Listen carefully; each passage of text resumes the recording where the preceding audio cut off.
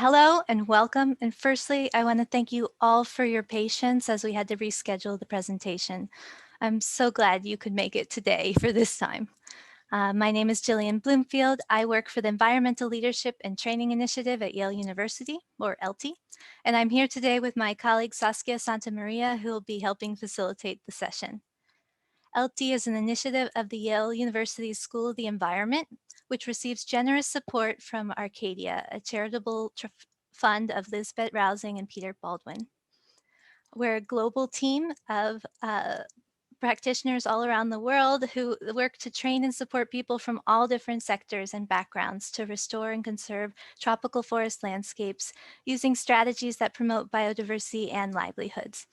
We're pleased to welcome you here today to our final lecture in our 8-part webinar series, Capacity Development for Forest Landscape Restoration. This series, which has taken place from June of 2020 up till now, has aimed to share knowledge and lessons learned from the perspectives of ELTI staff, affiliates, and alumni around the world. So today's presentation is on the importance of interdisciplinary training presented by our guest speaker and ELTI's director, Dr. Eva Guerin. Dr. Guerin has spent 25 years working on the social aspects of conservation and development in the tropics. She's worked for USAID, Conservation International, and the Smithsonian Tropical Research Institute on the sociocultural and political aspects of conservation and restoration.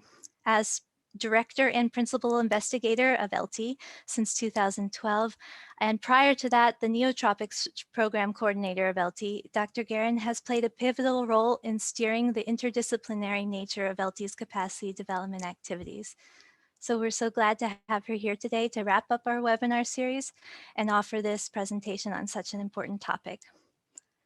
A couple of notes before we begin. We are recording this presentation and it'll be posted to ELTI's YouTube channel and our website. And we'll share the links with you in the chat.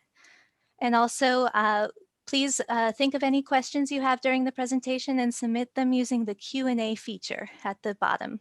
And you can submit those at any point during the presentation. So with that, Eva, thank you so much and take it away. Great. Thank you so much, Jillian. I really appreciate it. I just want to get the screen up and running and make sure everything is all set. Can you see my? Yep, everything's all set. Okay, great. Well, thank you so much, Jillian, for the introduction and for coordinating such an exciting webinar series on capacity development and forest landscape restoration. I'm really delighted to be presenting today about the importance of interdisciplinary training in the context of forest landscape restoration. It's a topic that it's really been interesting for me to think it through. I've thought a lot about it, but really didn't have the time and opportunity to sit down and try to synthesize my thoughts and reach out to our team and talk it through. So it's been a really interesting process. And I hope it's a topic that's going to resonate with everyone here and spark a really lively discussion at the end. I also want to thank again ARCADIA, charitable fund of Lisbet Rausing and Peter Baldwin, who supports ELTI's work. And with their generous support, we're able to do everything that we do, including bringing you these webinar series like the one we are in today. Okay, so I divided the lecture into 3 primary sections. I'm going to talk for about 10 minutes about the interdisciplinarity of forest landscape restoration. So I think that will really give the foundation for talking about interdisciplinary training. So I'll spend a big chunk of time on about 20 minutes talking about some examples of interdisciplinary training and forest landscape restoration. And I'm going to draw upon case studies and examples from our field programs in Panama and in Colombia. And then lastly, I'll run through some take-home messages that I got from the presentation and preparing the lecture. But then I also would love to hear your thoughts and comments and hope that we can have a lively debate for the last 30 minutes of the time together. Okay, so, oops. Before I begin, I want to make just a few quick acknowledgements. I really want to thank my colleagues who contributed to the presentation and the content that I'm presenting today. So first is Dr. Alicia Kaye. She is our postdoctoral associate with Yale and ELTI. And I've talked a lot with Alicia about forest landscape restoration. And so I'm going to be incorporating lots of the ideas and slides from Alicia into the first section of the talk today. I also want to thank Zoraida Kaye, who's our Columbia coordinator based with CPOV, which is the Center for Sustainable Agricultural Production in Columbia. And so I draw upon two examples in Columbia in the second part of the presentation that reflect the ideas and just tremendous work of Zoraida and CPOV. So I also talked a lot with Zoraida about this presentation, so I'm going to be sharing a lot of the ideas that we discussed together. I also want to thank Jacob Slesser and Saskia Santa Maria. They are the ones behind all the work that went into the case studies that I'm going to be talking about from Panama today. And I also include ideas discussed with Jacob in the second part of the presentation. And then lastly, I just want to give a blanket thank you to our partners and course participants. Without their dedication to teaching and learning on these themes, there would not be a presentation today. So I'm really grateful for everything that they're doing. Okay, so let's launch into the concept of interdisciplinarity and forest landscape restoration. So when we think about interdisciplinarity and FLR, it's really important to clarify what we mean by restoration. So traditionally, restoration was focused on ecological restoration, which is the process of assisting the recovery of an ecosystem that's been degraded or damaged or destroyed. And so the scale is usually at sort of the site, the very specific site scale. It's very ecocentric. So the thought of returning nature and natural processes and structures to a reference ecosystem condition. And some people refer to this as sort of the repair to preserve approach. And that we can contrast to forest landscape restoration, which is a process that aims to regain ecological functionality and enhance human well-being in deforested, human impacted, and degraded landscapes. So it's a much broader concept. It usually looks at the scale of the landscape. It's very people-centric. So you're regaining functionality with the explicit consideration of human well-being. And so some people refer to this as the repair while using approach. And so why is this important? If we think about the definition of forest landscape restoration, it's a process that aims to regain ecological functionality and enhance human well-being in deforested and degraded landscapes. And by doing so, it's a means of regaining, improving, and maintaining vital ecological and social functions. So again, it really expands from just the ecological restoration, looking at the ecology of a landscape or of a site, to looking at this broad range of ecological and social functions. And that also, the temporal aspect of FLR is important too, because it's thinking about generating more resilient and sustainable landscapes into the long term. And so this means that, this means that FLR encompasses a range of ecological and social functions, which requires the integration of knowledge from multiple perspectives, disciplines, and sources. And that's going to be something to think about throughout this presentation that I'll touch upon. Another thing that FLR did was really integrate and think about the concept of agriculture in forests, in forested landscapes, and how to restore that. So before FLR, ecological restoration effort and establishing forest cover, which and often alienated the communities who were using either the forests or the lands. But FLR emerged as a framework that really helped to improve forest management while creating a substantial role for agriculture. And so that was something that was very new and different.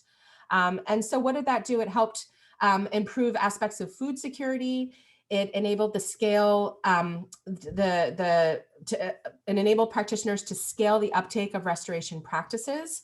It also helped to increase community participation in restoration actions, and also reduced opposition to large-scale restoration projects. So if there's the ability to integrate agricultural practices and integrate sort of the restoration and the agricultural components at the landscape scale, that was really something that broadened the ability for people to participate and their interest in participating. So there are lots of aspects of FLR, which it's recognized as a matrix of landscape options across forestry and agriculture. And it looks at trees outside and within forests, which is really important. So in a landscape like you see in the back here, this is from Colombia, you know, these are not protected areas, and you can see that there are trees and forest patches outside of these areas. And so it really is important for FLR and the concept of FLR to recognize these attributes outside of protected landscapes. And it's not about increasing forest cover, but optimizing the role of trees and forest in the landscape to increase landscape quality. And so what does that mean? You know, it can encompass you know, thinking about revegetation of waterways to stabilize supplies of clean water, all the way to thinking about you know, recreation and ecotourism through supporting diverse and rich landscapes. So there are a whole variety of different things, again, combining sort of social and ecological attributes in a landscape. So it's much more dynamic, much more complex. And so what does that mean? It really, I think, naturally brings out the interdisciplinarity of forest landscape restoration. So on the one hand, there are lots of technical aspects that FLR will encompass related to regaining ecological functionality. So FLR definitely focuses on, you know, how do you propagate or plant and manage trees and forests? How do you support natural regeneration? How do you analyze and rehabilitate soils? Protect and restore water sources, establish and manage agroforestry and agroecological systems. How do you set up monitoring interventions and many, many others? And so these technical aspects are grounded in a whole range of different sort of more natural science disciplines like biology and forestry, ecology, agronomy, botany, soil sciences, hydrology, and many others. But at the same time, FLR encompasses many social aspects that are related to enhancing human well-being. So when you're thinking about FLR, you have to really understand and build upon landholder values, interests, and practices. How do you address issues of land tenure and property rights that can be so different and very complicated depending on the context where you're working? And you can have formal rights, you can have customary rights, et cetera. So that's very important as well. How do you build upon traditional knowledge and wisdom? And you have to be able to identify that and be able to listen and see what's out there and then incorporate that into FLR. How do you communicate with farmers and landholders? And oftentimes, how do you communicate very technical issues, all these technical components of FLR? How do you communicate that to people on the land?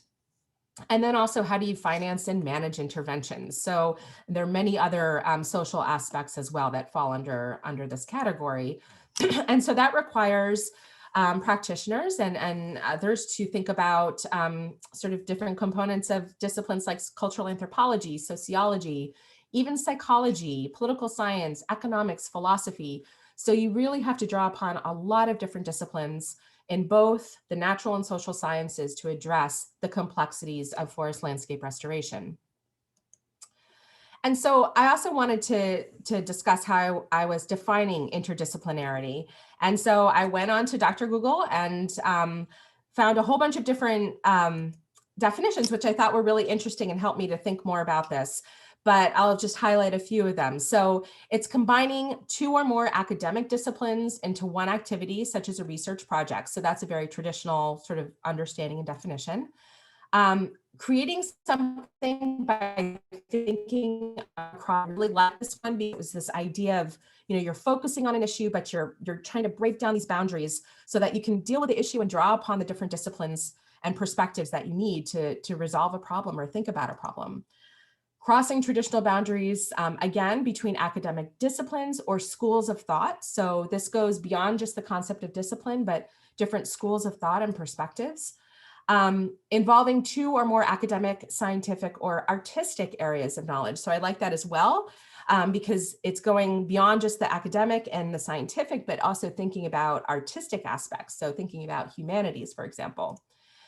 combining or involving two or more professions, technologies, or departments. So I thought that was interesting.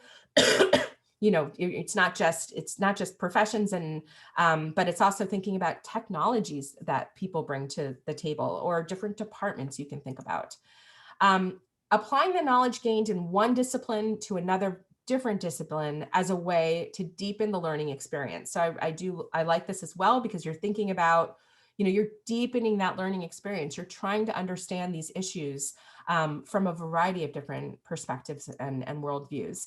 And then finally, I just like this idea of interdisciplinary teaching, which refers to the concept of learning a single subject from multiple perspectives. And so that's something that really resonated with me. And we'll be thinking about all this as we move through the case studies.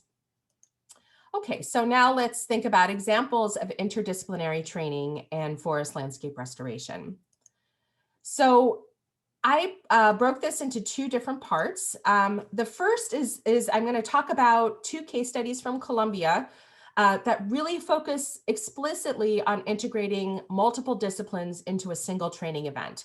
So I'm going to be talking through the case study of restoration of eroded lands and also agroecological restoration. These are two field courses that LT holds with our partner CPOV in Colombia.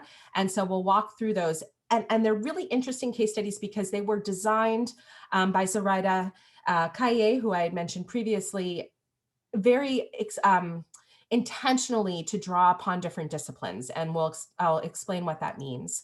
And then I'm also going to give you two other examples about training events that integrate social and technical aspects, but not necessarily explicitly talking about the integration of different disciplines. And I'm going to give you an example from Panama with their training of trainers program for forest landscape restoration, and then also go back to Colombia with the example of their silvo pastoral Heirs field course, which is a really nice example of this as well. And as I thought about these case studies and talked about them with LT's team members, I really was thinking about this idea of interdisciplinarity in terms of creating something by thinking across boundaries. And so that's something that was in my mind as I put this together. So let's go to the first set of examples, looking at the restoration of eroded lands in Colombia and agroecological restoration. And again, these two examples integrate explicitly multiple disciplines into a single training event. Okay, so let's go first to the restoration of eroded lands. And as I mentioned, this is a field course that our partner CPOV implements with us. This is something that they've worked on for a very long time and have a really interesting approach that draws upon multiple disciplines. And so the context is that badly eroded sites, as Zoraida said, these are Zoraida's words, create unproductive scars in agricultural landscapes. So it means that they're unable to generate important ecosystem services. They're also detrimental because they export sediments to other ecosystems through streams. So for example, a large gully in the Andes can actually affect coral reefs in the Caribbean. And this is something that Zoraida teaches about. And then they also threaten livelihoods by creating temporary dams that collapse. They form avalanches, and that can destroy human populations and communities, and also crops. And so the training goals of this particular course are twofold. One is to raise awareness about the complex socioecologic issues related to erosion in the Colombian Andes, and also expand the knowledge of participants about the methods available for restoring severely eroded lands that fall outside of conventional approaches. And those conventional approaches usually involve the construction of concrete retaining walls.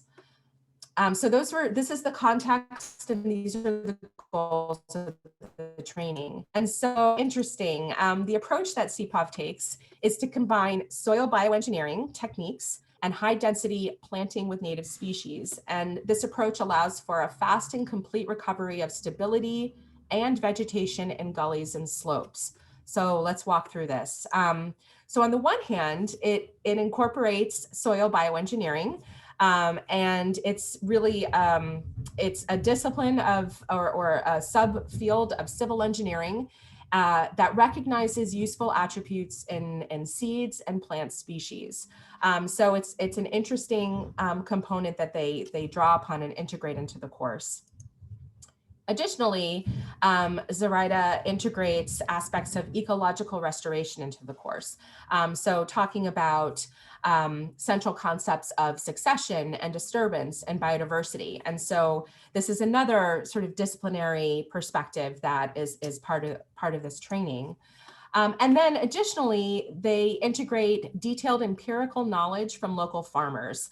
And so they draw upon knowledge of local farmers about local plant ecology, the different soil types, and different practical skills related to the use of tools. So you can see that the course is built upon the integration of these multiple disciplines and sources of knowledge. So you have the soil bioengineering, the ecological restoration, and then the empirical knowledge from local farmers. So you're really drawing upon this local wisdom and knowledge about these different themes and topics and combining it into a single training event. Okay, so then the second example I'm gonna highlight, also in the context of Colombia.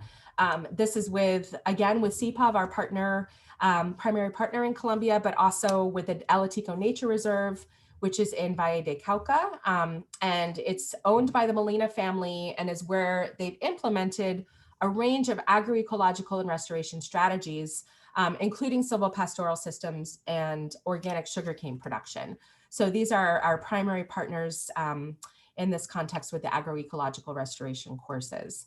So the context here is that in Latin America, countries must adapt to climate change while also providing ecosystem services for a fast-growing population.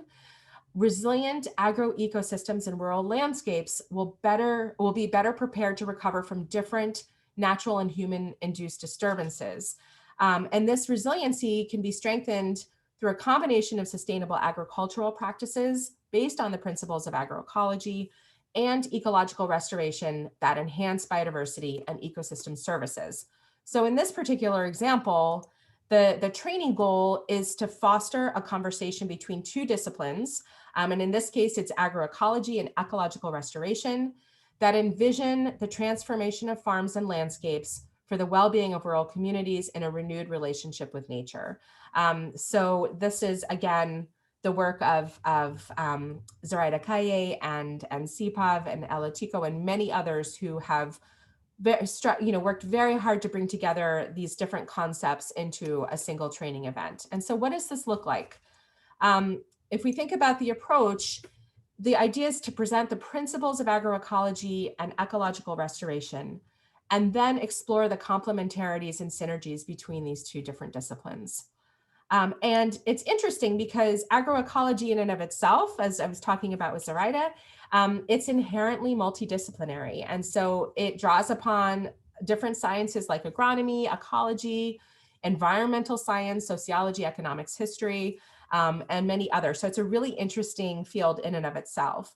And then drawing upon and integrating the concepts of ecological restoration. And by doing this, they explore a variety of different issues during the course, thinking about, for example, the transformation of conventional agriculture to more sustainable systems, functional biodiversity within agroecosystems, sustainable cattle ranching, how do you actually do restoration in agricultural landscapes, and then strengthening resilience to climate change. So by integrating these two components, they're able to discuss and sort of advance ideas and thoughts about these different areas. And then additionally, in this course, they bring in examples and case studies of agroecological restoration. So there's a lot of field experiences with traditional landholders and communities. So once again, you have this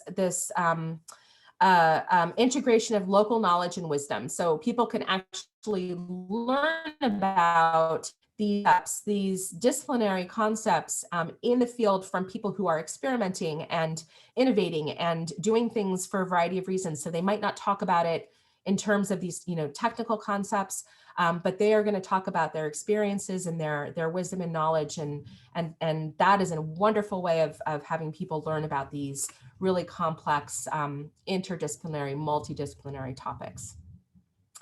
Okay, so those are two examples. Oh, another thing with the agroecological restoration course is that Zoraida has developed the course to also integrate the role of traditional music in rural sustainability and restoration. So she's really drawing upon the humanities and the performing arts by bringing Adolfo Cardozo, who is a composer, in from Venezuela, and he does a lot of this amazing music and folkloric tradition. And so that's something that's a really, I think, unique and interesting, again, very interdisciplinary component of this particular course. And additionally, the agroecological course draws upon concepts of participatory research. And this is research practiced in collaboration between professional scientists and local communities. And it's really draws upon the philosophy, or is guided by the philosophy of inclusion, and that all people create knowledge. So this is another important component of the course. I'm thinking about what are the disciplinary roots of participatory research. It's a social science research method. And it's very, interesting, and the philosophies behind it are fascinating. But this is also a big component of this course, as is intergenerational exchange. So that's an essential process. How do you motivate basically the sons and daughters of rural landholders to envision a rural future? And we'll talk about that in the next case study. Okay, so those are two examples about integrating multiple disciplines into a training event explicitly. And now I'm going to talk about two examples that integrate the social and technical aspects of forest landscape restoration into a single training event. And again, this is inspired by, creating something by thinking across boundaries. So let's walk through the two examples from Panama and Colombia. So the first I'm going to talk about is the Training of Trainers series for forest landscape restoration that our Panama team has developed and implements.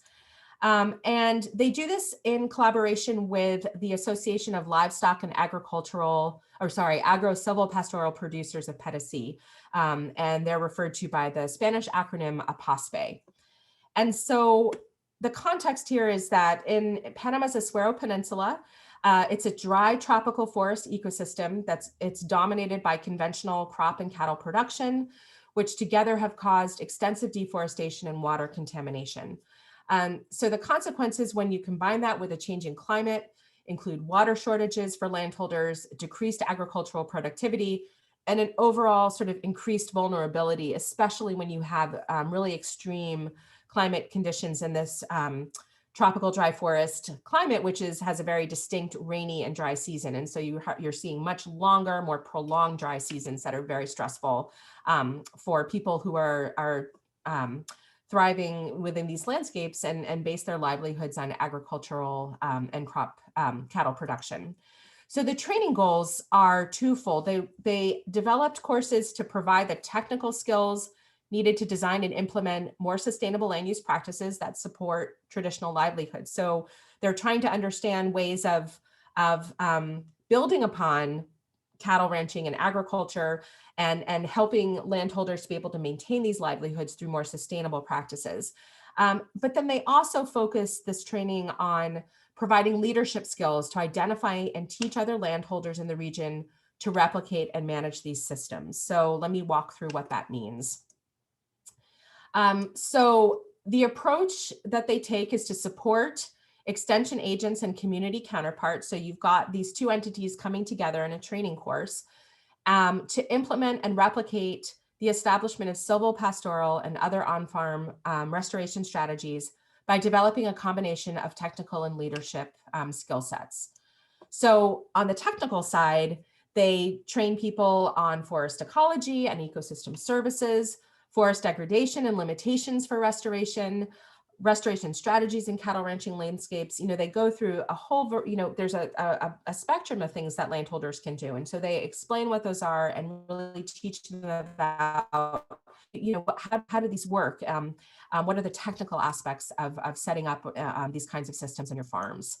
But then they pair that with the social aspects of, what are the role of community associations in setting up these kinds of systems? How is that associated and with fundraising? So community associations are able to access international financing. So they talk about these processes.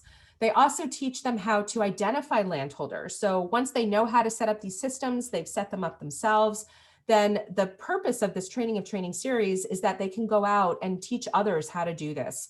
And part of that is identifying landholders who are willing to take these risks, who are innovative, who are open to trying new things. And how do you identify those kinds of landholders in the landscape?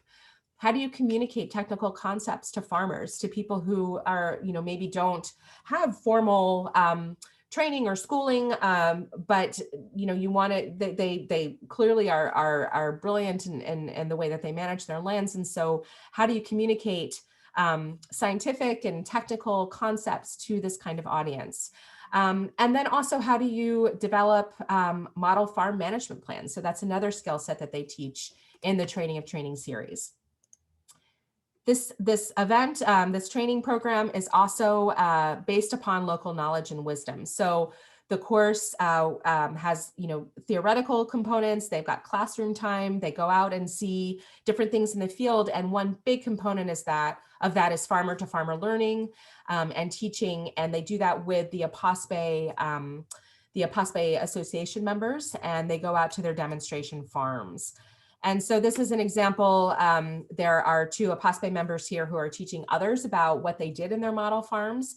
And they can talk about a whole variety of things. So what are the unique objectives of each of the landholders and each of these contexts? How do they think about restoration strategies to fit with their own sort of social and ecological values and interests? They can talk about the history of land use and contrast that with their current management practices. They provide them with a variety of personal experiences and anecdotes. They talk about their motivations to seek these alternative land use practices, and what were their initial doubts, what were the successes that they had, what were the struggles that they had, how did they deal with these different technologies, and what were some of the traditional maybe knowledge and wisdom that they brought into these systems to adapt them so that they meet their needs and interests. So there's so much that they learn through these visits, and it's such an important part of this training series. And so let's go now to the Civil Pastoral Heirs training program in the context of Colombia. And this again is done with our partner CPOV. And the context here is that, with accelerating trends of urbanization and youth migration, a growing number of farmers and ranchers in this area are worried about being able to transmit their land and productive projects and values to the next generation. And so that's something that CPOV is really trying to figure out how to work with. And so the process involves overcoming, basically unique skills and knowledge that you have to pass these down from generation to generation. And so you also need to, as part of this process, is developing a deep appreciation of the land and rural culture. And that's something that for CPOV, what they've seen is that really is passed down from generation to generation. Oh, excuse me. And so the training goals of this session, of this particular training event, is to motivate rural youth to continue sustainable rural livelihood practices. So that's one of their goals. And they also want to facilitate continued communication among youth to exchange knowledge, ideas, and hope. And so how do they do this? Their approach is to motivate a new generation of silvopastoral cattle ranchers by highlighting their families' commitments to sustainable production and restoration, and to facilitate the exchange of ideas, values, and knowledge. And they do this by drawing upon technical aspects. So they teach about ecological and forest restoration. They teach about agroecology and what does that mean, and showing how these systems work, so silvopastoral systems, and they do this through lectures and field visits. But they also focus on social aspects, so the principles, values, and identity issues, for example, that enable intergenerational change. They also talk about communication and communication through networks, so trying to have these younger generations talk to each other and share their experiences outside of the training. And then they also bring in the folkloric music, so also this humanities component as well. And then, similar to all the other trainings, Local knowledge and wisdom is absolutely an essential component of this approach. And so lots of farmer to farmer teaching and learning. They go off and visit and learn about these social and technical issues from the perspective of landholders and people in the landscape who are actually implementing and struggling and innovating and having really interesting successes and challenges. So they get to learn firsthand about these processes. This particular training also focuses on the development of family projects. And so, for example, they talk about agroecological products that they can develop from their lands. They discuss ecological restoration on their farms, how to involve communities, and also opportunities through tourism. So agroecological tourism, for example. And this component really is, the idea is to exchange ideas and skills. And so they end up, different generations are lumped together and they're listening and understanding each other's perspectives. And so this is also a really fundamental part of this training. And then there's also the Civil Pastoral Heirs Network. So as I mentioned, there's this idea of communication. And so the children, teens, and adults who gradually and voluntarily receive a legacy of principles and values grounded on love for the land from their elders and give continuity to a family project. And so this network, the idea is that they'll continue to talk to each other and share their experiences into the future.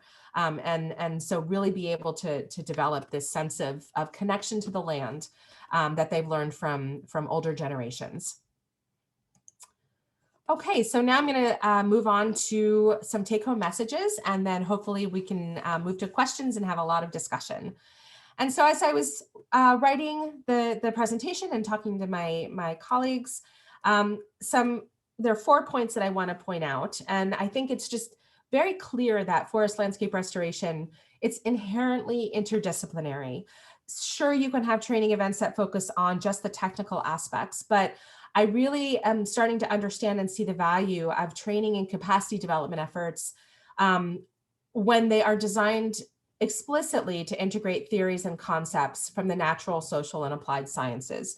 And so I think, it's not an easy task, but if it's grounded in these landscapes and I think it's just such a valuable way of approaching training and helping to develop and support skill sets to implement forest landscape restoration.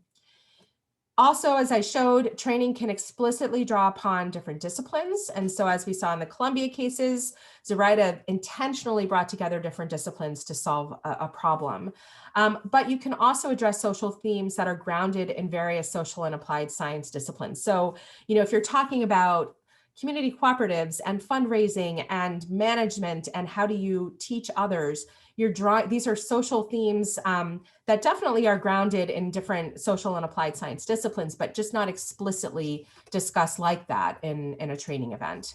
I think all of the case studies highlight the importance of integrating multiple sources of knowledge about natural and social science themes and how powerful that is. So it's not just scientific knowledge from different disciplinary perspectives, but it's practitioner knowledge, people who are doing things in practice, and also that local knowledge and wisdom from landholders, people who are living off the land, governing the land.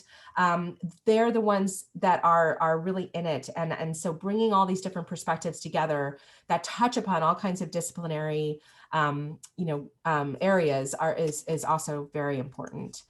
And then lastly, I think something that I learned even more as I went through this and talked to the LT team members is, again, that FLR is as much about healing the relationship between people and land as it is about perfecting and understanding the technical aspects of FLR, like planting trees or improving soils. And I just think that's a great place to end, because I think if we come from that perspective and start there, then understanding, how and why to draw upon these different disciplinary perspectives is that much clearer. Okay, sir, and just want to thank you for your time and for listening to me. And again, thank you to the LT team, to the Yale School of the Environment for hosting LT, and also again to ARCADIA. So thank you very much. Thank you, Eva. And Thank you so much for your presentation. And it's a reminder to everyone, you can still type questions using the Q&A feature, and we'll try to get to as many questions as possible. So we have a few questions here. And one of the questions I had kind of synthesized from different questions was, in these examples or in your own work, has there been pushback or hesitation to combine these different disciplines and combine social and technical? And why do you think these approaches are not more common? That's such a great question. And I was just thinking, I wish I could have the folks, and Saskia is here, so she can help as well with this. But as I mentioned at the beginning, I'm pulling upon the experiences of our field teams and people who are really in it. And so I would love to hear more from them, and maybe we can, at some point have a panel like that. But I think, yes, there's of course always going to be pushback. The sociocultural issues are complicated. I think it's easier. I don't want to say easy. It's just a little less complex to go and focus on the technical issues. I think it's, you can go into a landscape and draw upon the ecological sciences and think about how to plant things, and it's tough and it's interesting, but dealing with people and the politics and the cultural aspects, it's so much more complicated. And I think that can be overwhelming for people who are doing capacity development. And so what I think is that having interdisciplinary teams or people who are at least aware and understanding the interdisciplinarity of forest landscape restoration on capacity development teams is such an important thing to do. And so that's something that we've done, and very intentionally in the partners that we've picked and work within the countries where we are.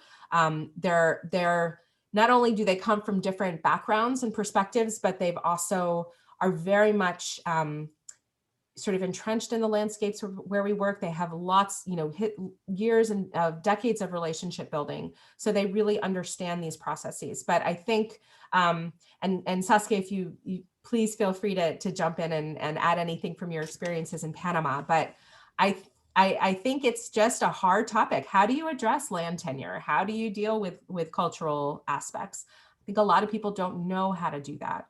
And so it's easier to focus. And I'm not trying to belittle the complexity of ecological restoration. It's incredibly complex. But I think it's just a more sort of straightforward kind of, I'm not using the right words, but yeah, I think I'll leave it at that. And just, Saskia, do you want to add anything from your experiences?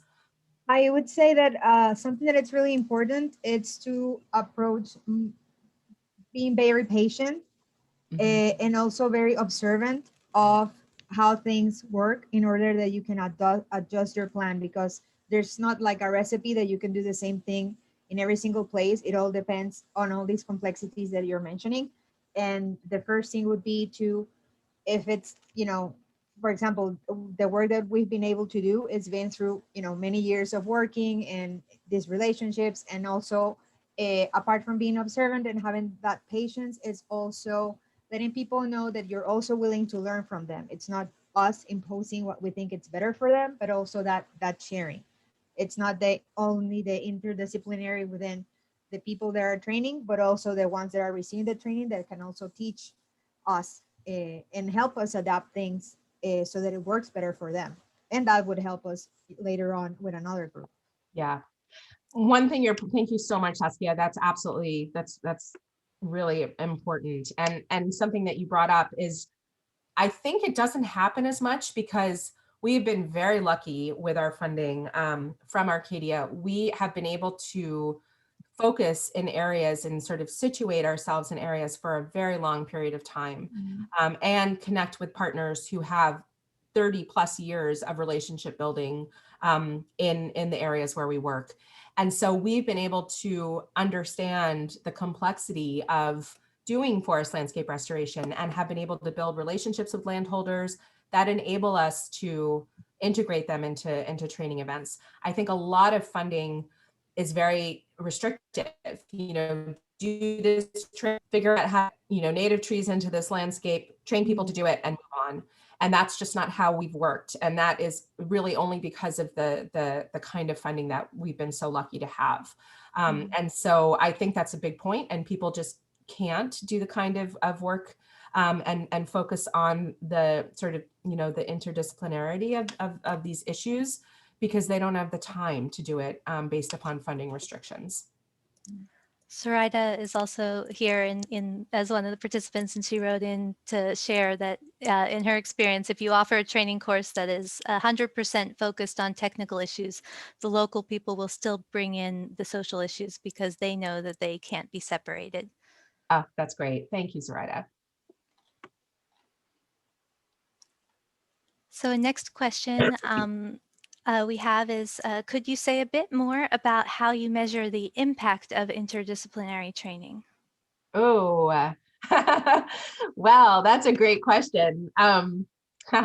So it depends on how you think about impact. We haven't done this yet. So if you're thinking about impact in a very sort of strict sense of the word, we haven't done, impact evaluations about, you having control groups and such to understand how much of what happens afterwards we can directly attribute to the trainings. It is a wonderful project that we would love to be able to do. And you'd have to do it proactive, sort of, forward looking. So we'd have to set up an experimental design. We do other things to try to understand, results of what people are telling us. We collect sort of what we call leaders in action stories. So we sort of follow our participants after they take participate in a course, and we learn about the ways that they share and apply the knowledge that they learned. So we can't say that they're doing it because of ELTI, but we can say that they told us that their course and their training with ELTI and CPOV and our partners influence them to do what they're doing on the ground. And we've seen amazing things. Is it because of the interdisciplinarity of the training? I can't say. But it's a dream of ours to be able to really design some incredible sort of impact evaluation components of the work that we do with our partners. And maybe one day we'll be able to do it. But I do think you can learn so much by talking to people who you've worked with. And again, because we have those relationships, and our partners have those relationships in the landscapes where we're situated, they actually go and see what they're doing. They go to the farms and they can see the systems that they're setting up. And so again, what is the connection to the interdisciplinarity of the trainings? I don't know. It's something we would have to tease apart. So it's such a great question, but I don't have all the answers to that. Saskia, go ahead. Yes, I was gonna mention that something that Zoraida shared was that one informal indicator of impact that we use informally is the number of people who become inspired to implement positive land use changes in their land or community. Exactly, and this idea of inspiring people to do these actions and to apply them in their lands, to share them with others, that is I think a really amazing indicator. I agree, Zoraida. And the impact, put it in quotes, of the trainings. I think it's really remarkable. And sometimes you don't see it until much later down the road. So Zoraida will tell us stories about someone who took a course, 10 years ago, and she recently found out that they've gone and replicated things and innovated and experimented and taught others in ways that she didn't know. And so that to me is a wonderful indication of the kinds of influences that these courses can have on people's lives and livelihoods.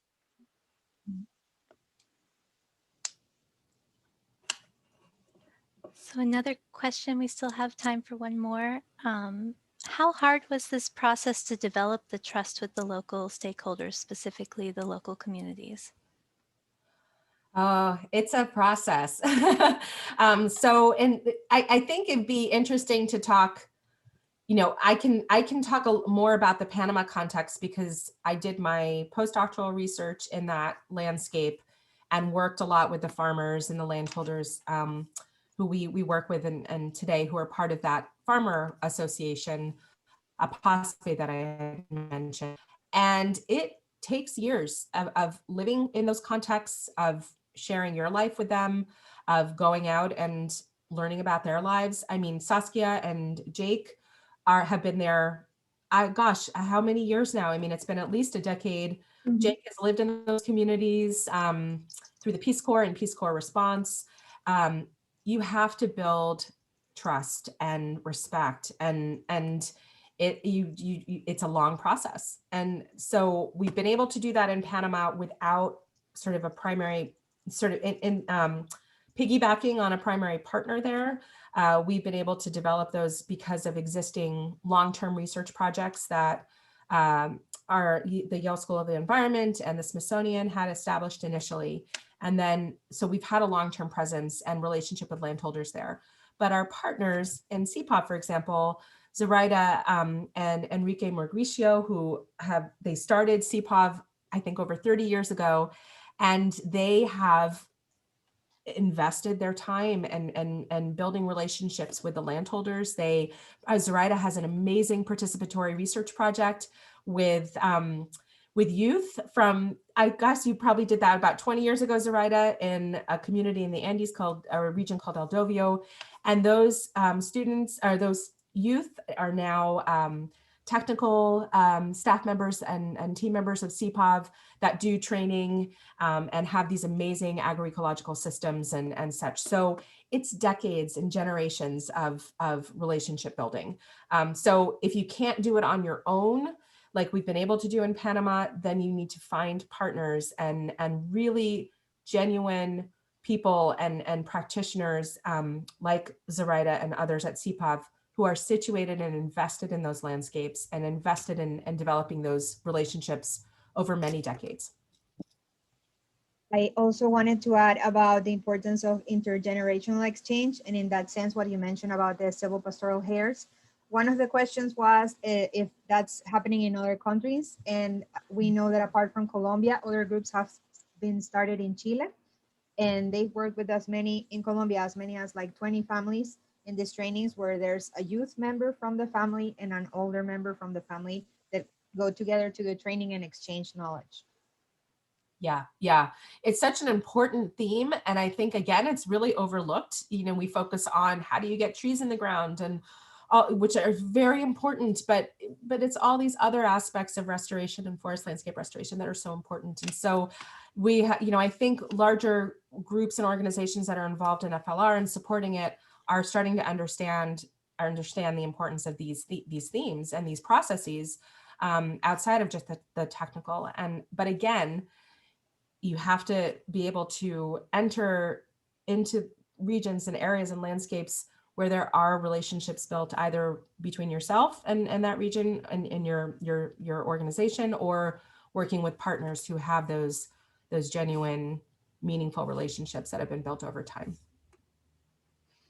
I think that's such an important theme related to a bunch of these questions in terms of once you get beyond the idea of a training or capacity development being just about a specific technical aspect, which there's space for that too.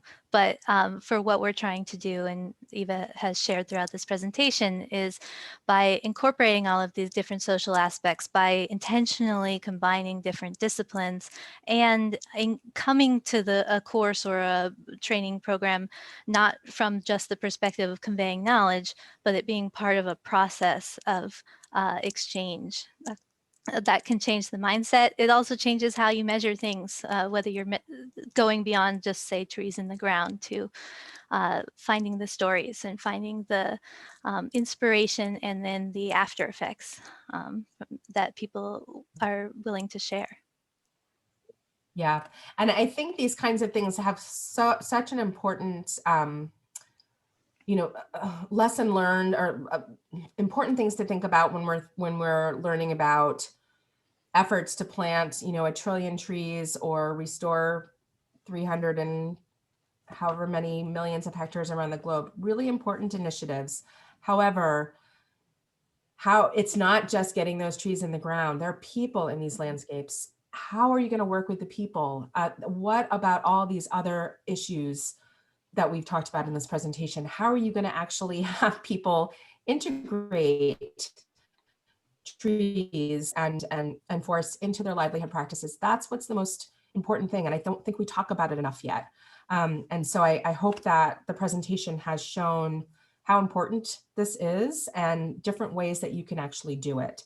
And so we really need to move the conversation away from just putting trees in the ground to actually how are you going to do that in a meaningful way with the people and the culture of generations of people living in these landscapes. Absolutely. So with that, I think we're just about with time. We want to share with you a few additional learning opportunities, and then we can hopefully keep this conversation going.